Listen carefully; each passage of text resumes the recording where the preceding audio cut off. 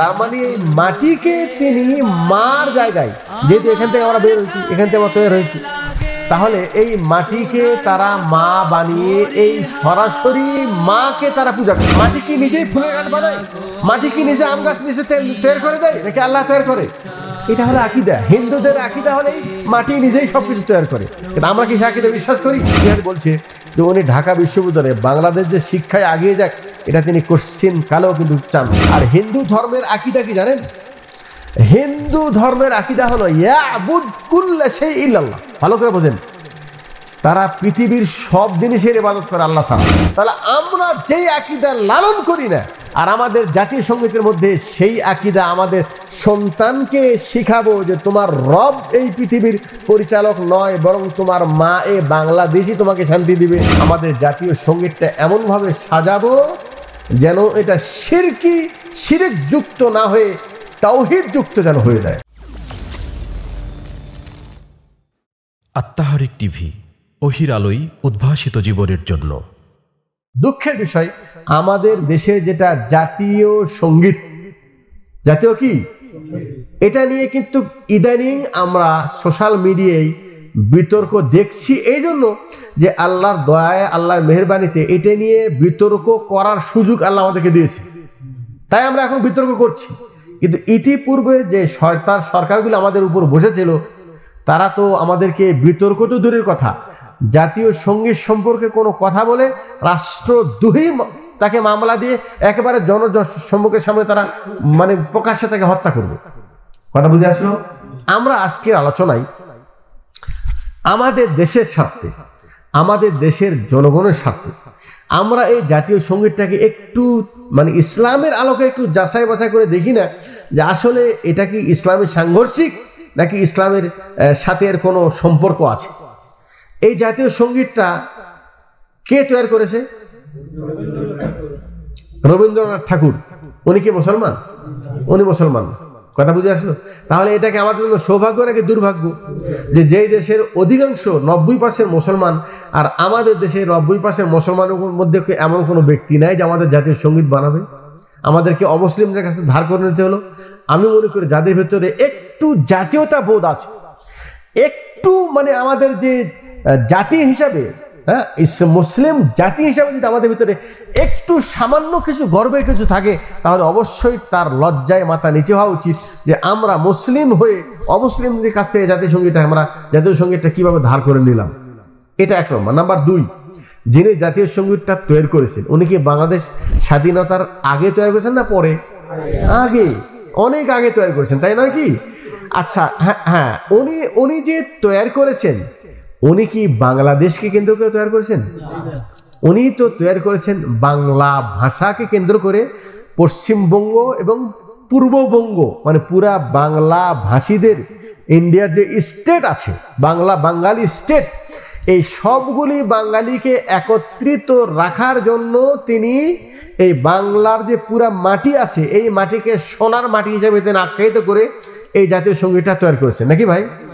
এর কারণ অনেকে কারণ লেখার চেষ্টা করেছেন। কারণটা হলেই রবীন্দ্রনাথ ঠাকুর তিনি ছিলেন জমিদার। উনি কোথায় বসবাস করতেন? ঝিনাইদহ, বাংলাদেশের ঝিনাইদহ। এরপরে তিনি চলে গেছেন কলকাতায়।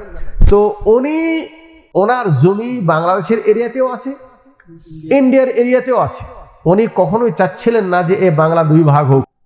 কেন দুই ভাগ হোক চাচ্ছিলেন না? যে দুই ভাগ হলে তো ওই ভাগের জমিদারি খাজনা তো পাবে, কিন্তু এই ভাগ থেকে তিনি কিভাবে পাবেন? এটা তার ব্যক্তিগত একটা স্বার্থ কাজ করেছে, ঠিক আছে? এই জন্য তারা দুই বাংলা ভাগ করতে চায় নাই।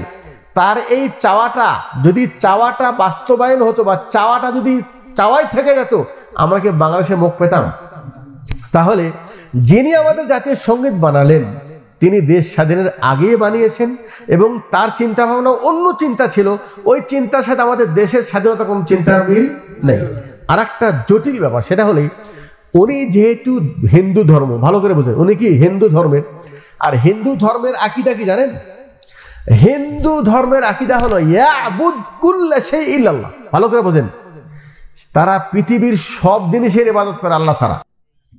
গরুর ইবাদত করে, গাছের ইবাদত করে, পাথরের ইবাদত করে, আগুনের ইবাদত করে, সূর্যের ইবাদত করে, ওই তারার ইবাদত করে, চাঁদের ইবাদত করে, নদীর ইবাদত করে, বাতাসের ইবাদত করে, যেই জিনিস এমনকি মানুষের পুরুষ লিঙ্গ স্ত্রীলিঙ্গের ইবাদত করে। আমি কি বললাম? প্রত্যেক জিনিস যেটা তার জন্য আশ্চর্য মনে হয় তার ইবাদত করে। এই জন্য তারা যে মাবুদটা বানায়, তাদের যে বুত বানায়, দেখেন না 10টা হাত 20টা হাত, চেহারা বিকৃত চেহারা, কেন এগুলি কেন বানায়? আশ্চর্য বানায়, আশ্চর্যজনক বানায়।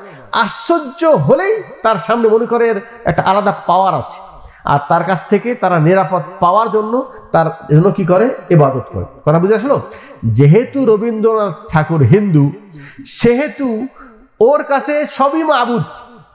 দেশ মাবুদ, দেশের মাবুদ, মাটি মাবুদ, গঙ্গা মাবুদ। আমি তো নিজেই ভারতে যেয়ে দেখে আসছি যে মানুষ গঙ্গায় গোসল করলেই গুনাহ মাপ। যেহেতু গঙ্গা এটা বেশি বন্যা হয়ে গেলে মানুষের পানির মানে কিরাম ঘরবাড়ি ভেঙে ফেলে দেয়, এই জন্য তারা আল্লাহকে বলে না, আল্লাহ তুমি বর্ষণ কম করায়, সরাসরি গঙ্গা নদীকে পূজা করে, হে গঙ্গা নদী আমরা তোমার পাশে থেকে আমাদেরকে বাঁচাও। আর এই গঙ্গাতে মানুষ যে কত টাকা দান করে হিসাবে, তো গঙ্গাতে টাকা দান করলে ওই টাকা কি পানিয়ে খায়, মাটিয়ে খায়?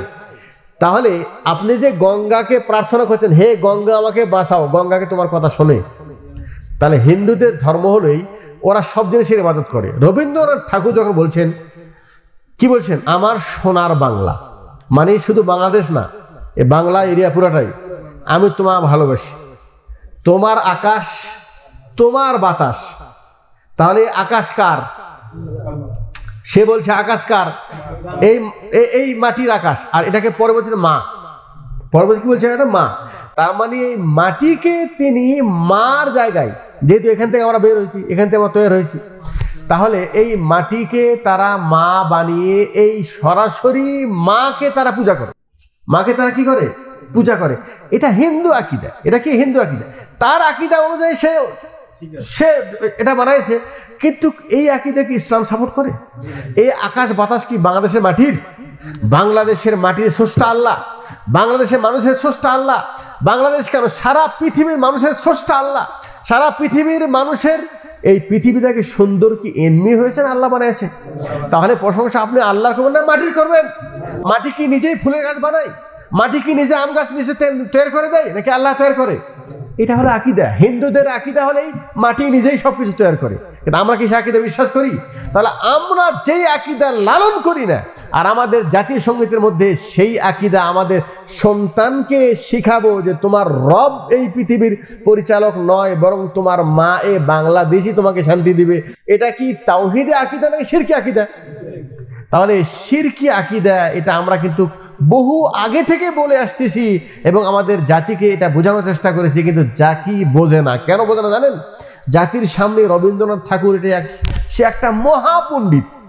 কারো কারো কাছে নাউজুবিল্লাহ আল্লাহর ওলি বলছে সে নাকি আল্লাহর ওলি, এবং কারো কারো কাছে নবী মুহাম্মদ রাসূলুল্লাহ সাল্লাল্লাহু আলাইহি ওয়াসাল্লাম নাউজুবিল্লাহ তার সাথে তারা অনেক বড় মর্যাদা দিয়ে থাকে। ঠিক আছে, অত বছর ইতিহাস বলছে যে উনি ঢাকা বিশ্ববিদ্যালয়ে বাংলাদেশ যে শিক্ষায় আগিয়ে যাক এটা তিনি কোশ্চিন কালেও কিন্তু চান না। এটা চাওয়ার পরেও আমরা কত হতভাগ্য জাতি যে আমরা এখন পর্যন্ত দুনিয়া থেকে চলে গেছে। তার চেহারা দেখছেন? ইসলাম বলছে কাসসু শাওয়ারিব, মুছ কাটো, দাড়িকে ছেড়ে দাও, আর ওনার দাড়ি মুছ সব সমান। দই কিভাবে খায় তো আল্লাহ জানে। হ্যাঁ, কথা বুঝেছেন? ওনাকে আমরা এখন বড় পণ্ডিত বানায় দিয়েছি। পণ্ডিত বানায় দেয় তার সেই জাতীয় সঙ্গীত, সেটা আমরা এখনো চালিয়ে যাচ্ছি।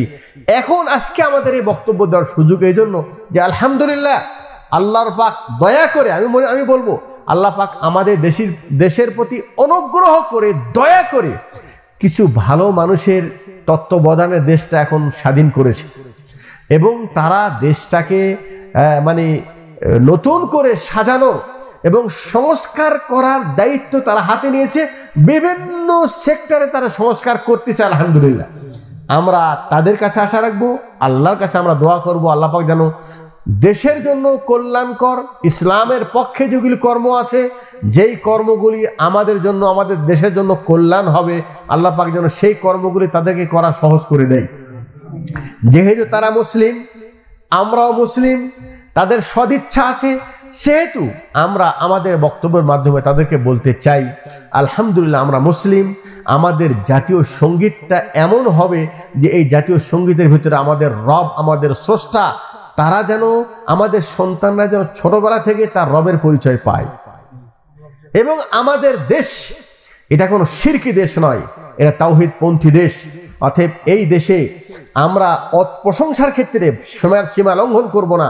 এখানকার ভালো মঙ্গল নিজব সব আল্লাহর দিকই করে আমাদের জাতীয় সঙ্গীতটা এমনভাবে সাজাবো যেন এটা শিরক যুক্ত না হয়ে তাওহীদ যুক্ত যেন হয়ে যায়। এই সুযোগ আসে না নাই? এই জন্য আমরা আশা রাখবো। আমরা তো ছোট মানুষ, আমরা তো তাদের কাছে যে বক্তব্য দিতে পারি না। সোশ্যাল মিডিয়ার মাধ্যমে হয়তো আমাদের বক্তব্য অনেকের কানে চলে যাবে। এই জন্য আমরা আমাদের পক্ষ থেকে এটা ইমানের দাবি মনে করি, আমাদের দেশের সংস্কারই শুধু নয়, আমাদের দেশ সারা বিশ্বের একটা মডেল দেশ হোক, এবং এই দেশটাকে দেখে যেন সারা পৃথিবীর মানুষ শিক্ষা নেয় যে এইভাবে দেশ পরিচালনা হতে পারে। সেই দেশে আইন হবে ইনসাফ ভিত্তিক আইন, এবং সেই দেশ পরিচালনা হবে শরীয়ত ভিত্তিক পরিচালনা, এবং সেই দেশের মানুষ তারা আল্লাহর নিরাপত্তায়, আল্লাহর বরকতে এবং আল্লাহর দেওয়ার নিয়ামতে তারা সেখানে বসবাস করবে নির্ভীকভাবে। আল্লাহ যেন সেই তৌফিক আমাদেরকে দান করে। যারা দেশের দায়িত্বশীল আছে তারা যদি শিরক সাপোর্ট করে, আমরা কি শিরক করব? জি না, আমাদের জান চলে গেলে শিরক করবো না। অতএব জাতীয় সঙ্গীতের মধ্যে যদি শিরক থাকে তাহলে আমি নিজেও জাতীয় সঙ্গীত গাবো না, আমার সন্তান জাতীয় সঙ্গীত গাক, এটা আমরা কোশ্চেন খেলাও চাবো না। এর জন্য যদি আমাদেরকে দুনিয়া থেকে বিতাড়িত হতে হয় সেটাও আমরা নেবো, কিন্তু জাতীয় সঙ্গীত আমরা গাবো না। আমরা আশা রাখবো বিষয়টা তারা যেন অনুধাবন করে, বোঝে, এবং এটা নিয়ে যারা তা চেষ্টা করে, গবেষণা করে এর বিপরীত একটা তাওহীদপূর্ণ একটা জাতীয় সঙ্গীত যেন তারা তৈরি করার চেষ্টা করে। আশা করি ইচ্ছা করলে, সদিচ্ছা থাকলে এটাও সহজ হয়ে যাবে ইনশাআল্লাহ। আমরা যারা আলোচনা শুনছি আমাদের হিসাব আমাদেরকে দিতে হবে।